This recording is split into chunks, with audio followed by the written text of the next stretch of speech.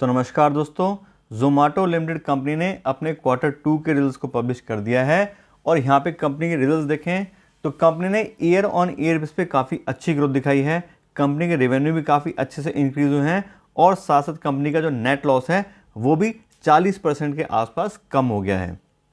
और यहाँ पे डिटेल में डेटा चेक करें कंपनी का, तो सबसे पहले देखते हैं कंपनी के रेवेन्यू। और इस क्वार्टर में कंपनी के रेवेन्यू आए हैं 1661 करोड़ रुपए, जबकि पिछले क्वार्टर में 1414 करोड़ थे।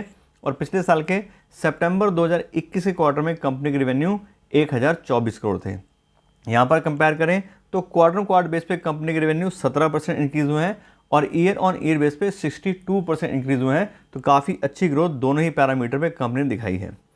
उसके बाद बात करें कंपनी के ऑपरेटिंग लॉस की, क्योंकि अभी कंपनी प्रॉफिट में नहीं है, लॉस में ही चल रही है। तो इस क्वार्टर में कंपनी का ऑपरेटिंग लॉस आया है 311 करोड़ रुपए का, जबकि पिछले क्वार्टर में 308 करोड़ था। और पिछले साल के सितंबर 2021 क्वार्टर कंपनी का ऑपरेटिंग लॉस 536 करोड़ था। और यहाँ पर देखें तो क्वार्टर बेस पे कंपनी का ऑपरेटिंग लॉस 1% से इंक्रीज हुआ है, लेकिन ईयर ऑन ईयर बेस देखें तो कंपनी ने 42% कम कर लिया है अपना ऑपरेटिंग लॉस।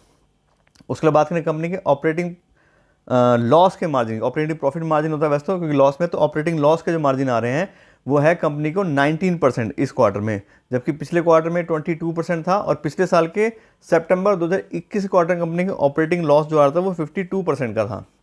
तो आप देखें तो इसमें कंपनी ने काफ़ी अच्छी ग्रोथ दिखाई है। पिछले क्वार्टर के मुकाबले 3% कंपनी का जो ऑपरेटिंग लॉस है वो कम हुआ है, 22 से 19 हो गया है। और पिछले साल जो सितंबर क्वार्टर था उसमें 52% का कंपनी को लॉस आ रहा था ऑपरेटिंग में, तो उसको भी कंपनी ने 33 पॉइंट तक यहाँ पे कम किया है। तो उसमें काफ़ी अच्छी इंप्रूवमेंट कंपनी ने दिखाई है और इसी वजह से कंपनी के जो मेन लॉसेज हैं वो कम हो गए हैं। उसके बाद बात करें कंपनी के नेट लॉस की, तो इस क्वार्टर कंपनी का नेट लॉस आया 261 करोड़ रुपए का, जबकि पिछले क्वार्टर में ये 186 करोड़ था। और पिछले साल के सितंबर 2021 के क्वार्टर में कंपनी का नेट लॉस 435 करोड़ था। और यहाँ देखें तो क्वार्टर बेस पे तो ज़रूर कंपनी के जो नेट लॉस है वो 40% इंक्रीज हुए हैं, लेकिन ईयर ऑन ईयर बेस पे देखें तो उसमें कंपनी ने 40% अपना जो नेट लॉस है वो कम कर लिया है। उसके बाद बात करें कंपनी के अर्निंग पर शेयर की, तो इस अर्निंग पर शेयर इसमें लॉस पर शेयर हो जाएगा। तो इस क्वार्टर में कंपनी की लॉस पर शेयर आ रही है 31 पैसा पर शेयर की, जबकि पिछले क्वार्टर में ये 24 पैसे थी।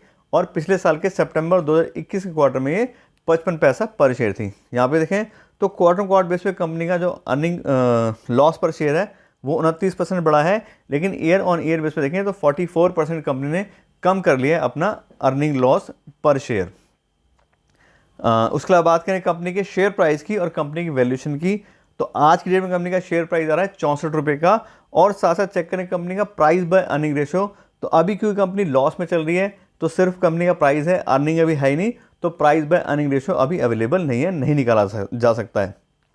उसके अलावा अब अगर बात करें अपने इन्वेस्टमेंट डिसीजन की कि इन रिजल्ट्स को देख करके हमें क्या करना चाहिए, तो पहले तो मैं आपको अपनी बात बता दूं, मैं तो अभी इस तरह की कंपनी में इन्वेस्ट करने की एडवाइस देता ही नहीं हूं, ना ही मैं खुद इन्वेस्ट करता हूं जो कंपनियां अभी नई हैं और लॉस में चल रही हैं, क्योंकि बहुत ज़्यादा हाई रिस्क कंपनी है।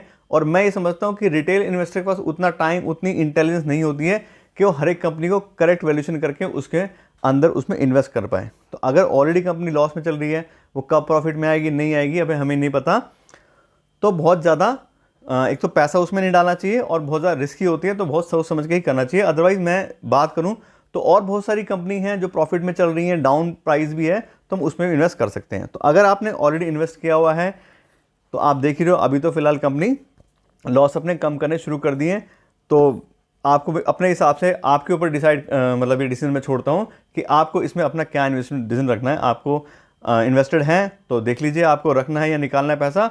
और नया पैसा इन्वेस्ट करने तो मैं पहले ही मना करूँ कि मैं खुद ही इस तरह की कंपनी इन्वेस्ट नहीं करना चाहता, तो मैं आपको भी एडवाइस नहीं करूँगा कि आप इस तरह की कंपनी में अभी इन्वेस्ट करें। तो अभी के लिए इतना ही रखते हैं। Thank you so much.